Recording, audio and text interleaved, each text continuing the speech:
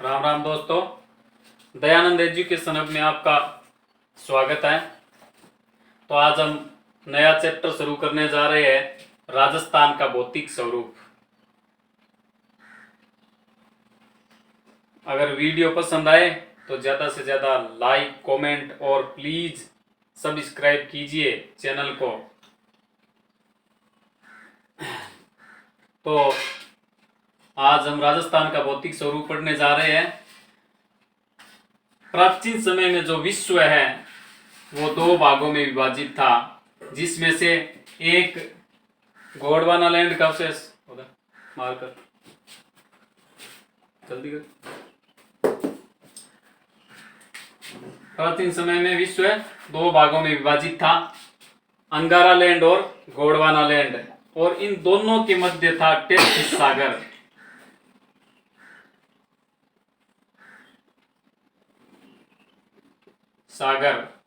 इन दोनों के मध्य टेथिस सागर था। राजस्थान का उत्तर पश्चिम जो मरुस्थल है, राजस्थान का उत्तर पश्चिम मरुस्थल, ये क्या है? टेथिस सागर का अवशेष है। और जो अंगारा लैंड है उसका अवशेष भारत में बिल्कुल ही नहीं है, भारत में नहीं। ये अंगारा लैंड के अवशेष है वो भारत में नहीं पाए जाते। और जो अरावली का दक्षिण पूर्वी पठारी प्रदेश है, अरावली का दक्षिण पूर्वी पठारी भाग,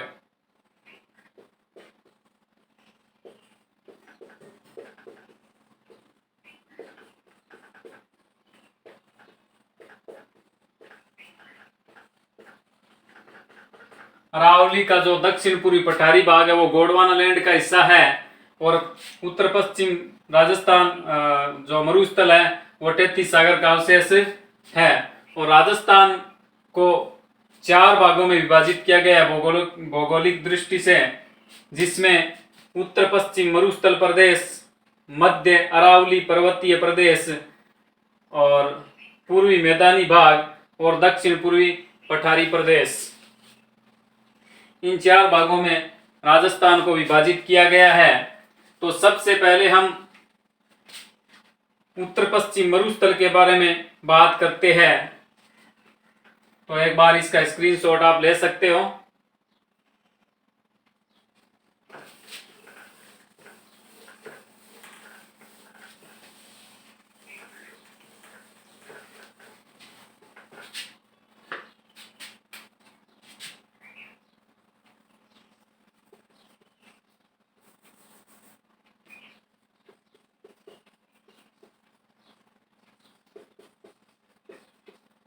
उत्तर पश्चिम मरुस्थल प्रदेश,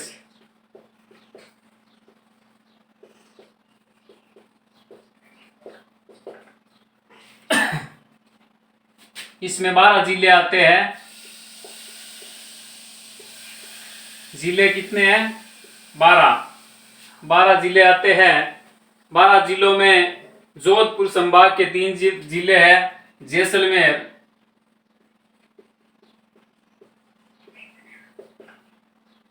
बाड़मेर और जोधपुर।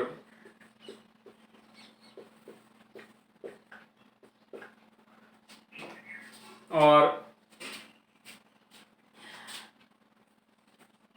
नागौर, अजमेर संभाग का नागौर जिला आ जाता है इसके अंदर। और उसके बाद में बीकानेर,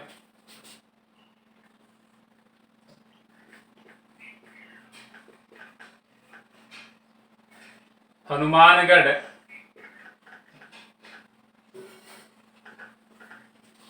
और गंगानगर। गंगानगर के बाद में शेखावाटी के तीनों जिले आ जाते हैं, चूरू, सीकर और झुंझुनू।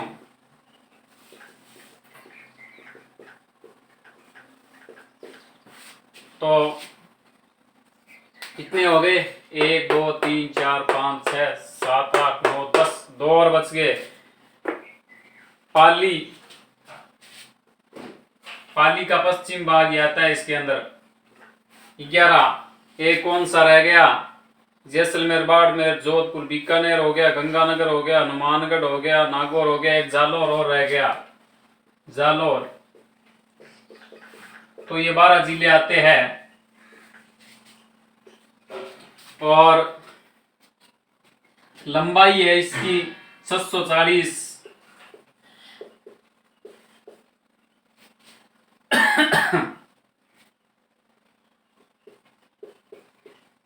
किलोमीटर के लगभग।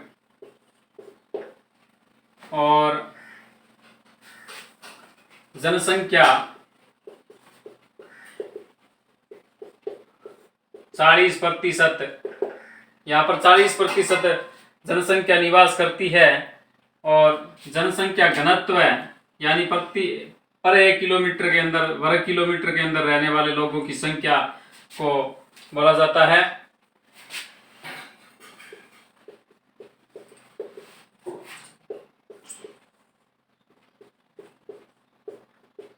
एक 103। जनसंख्या घनत्व कितना है? 103। वर्षा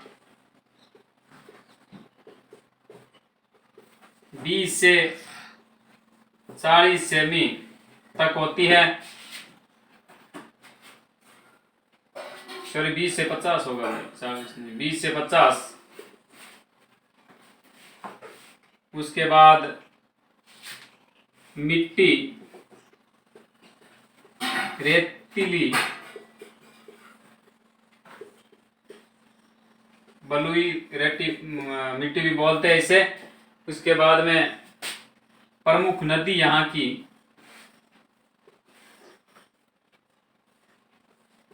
प्रमुख नदी लूनी। कौन सी नदी आ जाती है?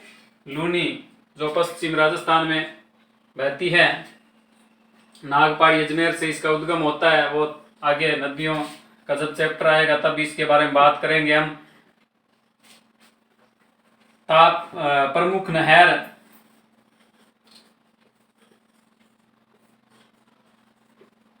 है वो इंदिरा गांधी।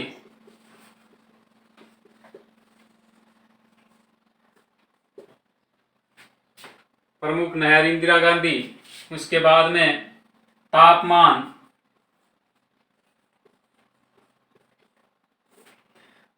है वो गर्मी में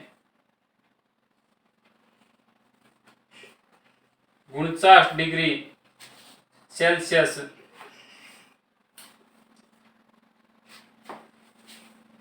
और सर्दी में -3 डिग्री तक चला जाता है।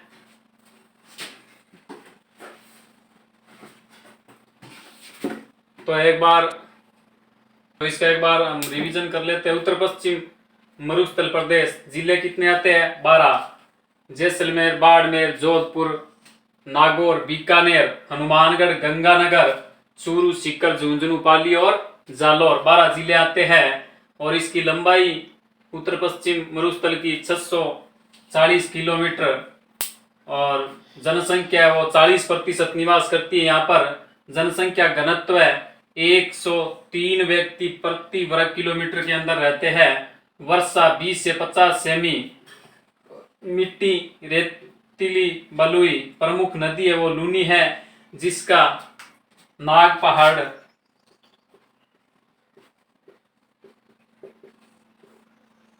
अजमेर से इसका उद्गम होता है। प्रमुख नहर इंदिरा गांधी नहर है। तापमान गर्मी में 49 डिग्री सेल्सियस और सर्दी में -3 डिग्री सेल्सियस। 50 सेमी वर्षा रेखा राज्य के अन्य भागों से अलग करती है। जो उत्तर पश्चिम मरुस्थल में 50 सेमी समवर्षा रेखा है, वो इस मरुस्थल को अन्य राज्य के अन्य भागों से अलग करती है। समुद्र तल से ऊंचाई 200 से 300 मीटर। प्रमुख खनिज लिग्नाइट, खनिज तेल, गैस, लाइमस्टोन और ये जो उत्तर पश्चिम मरुस्थल है वो 33 सागर का अवशेष है। सर्वाधिक आंधियां श्री गंगानगर, औसतन एक महीने में 35 आंधियां आती है गंगानगर के अंदर, और सबसे कम झालावाड़ में 5 आंधियां आती है एक माह में। उत्तर पश्चिम मरुस्थल प्रदेश को भी दो भागों में बांटा जा सकता है, जिसमें पश्चिम विशाल मरुस्थल या फिर रेतीला शुष्क मैदान के नाम से जाना जाता है, और दूसरा है वो राजस्थान बांगड़ अर्ध शुष्क मैदान के नाम से भी जाना जाता है।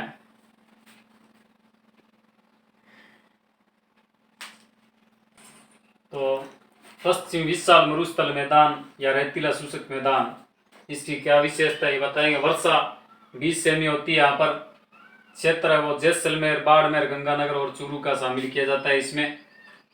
और पश्चिम विशाल मरुस्थल मैदान है, इसे दो भागों में विभाजित किया जा सकता है, एक बालू का स्तूप युक्त मरुस्थलीय प्रदेश और एक बालू का स्तूप मुक्त क्षेत्र। इनके बारे में आगे बात करेंगे हम। प्रमुख फसल जो पश्चिम विशाल मरुस्थल मैदान है, इसकी प्रमुख फसल बाजरा, मोठ, गंवार। प्रमुख वनस्पति बबूल, फोग, खेजड़ा, केर, बेर व सेवण घास। थार मरुस्थल को थली या शुष्क बालू का मैदान के नाम से भी जाना जाता है। इसे महान भारतीय मरुस्थल भी कहा जाता है। विश्व का सर्वाधिक आबादी, जैव विविधता और पशु संपदा वाला मरुस्थल है ये। तो इसका स्क्रीनशॉट ले सकते हो। बालू का स्तूप युक्त क्षेत्र, तो राजस्थान का सबसे कम वर्षा वाला भाग है वो पश्चिमी भाग है। जिला जैसलमेर और गांव है वो समगांव जैसलमेर के अंदर है, जहां पर सबसे कम वर्षा होती है। पवनानुवर्ती बालू का स्तूप रेखीय बालू का स्तूप भी कहा जाता है इन्हें। जैसलमेर, जोधपुर और बाड़मेर में पाए जाते हैं। बरखान अर्धचंद्राकार बालू का स्तूप है जो चूरू, जैसलमेर, सीकर और लूणकरणसर के अंदर पाए जाते हैं, और ये सर्वाधिक विनाशक है। बरखान के बीच का मार्ग होता है, जो ऐसे वायु के रगड़ से जो उत्पन्न होता है बीच का मार्ग, उसे क्या कहा जाता है? गारो कहा जाता है। अनुप्रस्थ बालू का स्तूप बीकानेर, दक्षिणी गंगानगर, हनुमानगढ़, चूरू, झुंझुनू, यहाँ पर ये पाया जाता है। पवन की दिशा के समकोण पर बनते हैं।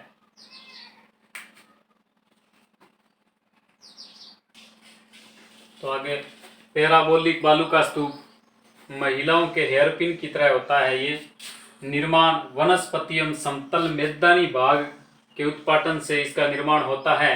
बालू का स्तूप पर लहरदार जो छोटी छोटी परतें पाई जाती है, उन्हें क्या कहा जाता है? उन्हें उर्मिका कहा जाता है। उन्हें क्या कहा जाता है? उर्मिका कहा जाता है। लंबाई में स्थित बालू का स्तूप जिन्हें डोल कहा जाता है।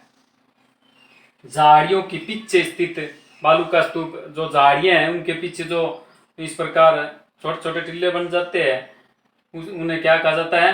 नरेवा कहा जाता है। तारा बालू का स्तूप है वो मोहनगढ़, पोखरण, जैसलमेर में और सूरतगढ़, श्रीगंगानगर में पाए जाते हैं। नेटवर्क बालू का स्तूप हनुमानगढ़ के अंदर स्थित है।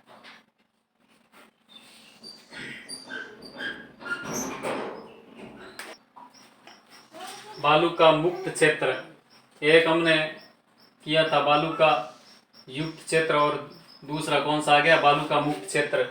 ये बालू का मुक्त क्षेत्र वो जैसलमेर, बाड़मेर का जो चट्टानी प्रदेश है वो इसके अंदर शामिल किया जाता है। राजस्थान बांगड़ अर्ध शुष्क मैदान लुनी नदी के प्रवाह क्षेत्र में स्थित है। ये आंतरिक प्रवाह क्षेत्र है। उत्तर में गग्गर का मैदान, लुनी बेसिन, गोडवाड़ क्षेत्र, शेखावाटी का जल प्रवाह क्षेत्र और नागौर युद्ध भूमि है। ये चारों के चारों क्या है? राजस्थान बांगड़ अर्धशुष्क मैदान के भाग आते हैं। नागौर युद्ध भूमि के अंदर हरे कबूतर पाए जाते हैं। हरे कबूतरों के लिए प्रसिद्ध है, और हरे कबूतरों के लिए सरिस्का अभयारण्य है।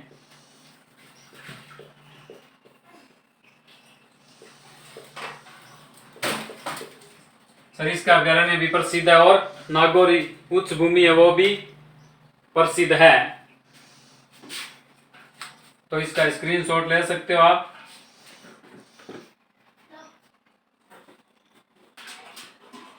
तो रानीवाड़ा है वो पश्चिम राजस्थान में सर्वाधिक वर्षा वाला स्थान। पश्चिम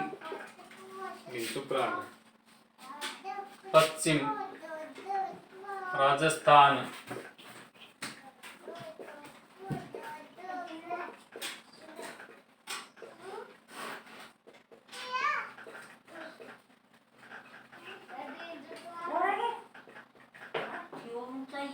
नाचना गांव ये जो मरुस्थल के विस्तार के लिए जाना जाता है।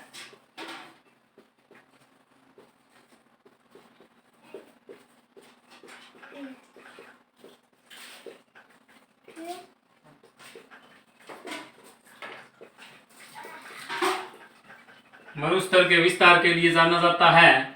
डांड ये जो पश्चिमी राजस्थान में लवणीय झील है उनको बोला जाता है, या मैं यूं कह दूं मरुस्थल के अंदर।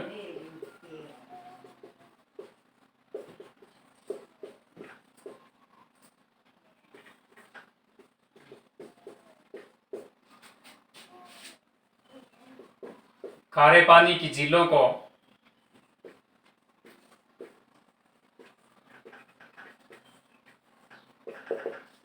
इस नाम से जाना जाता है। तो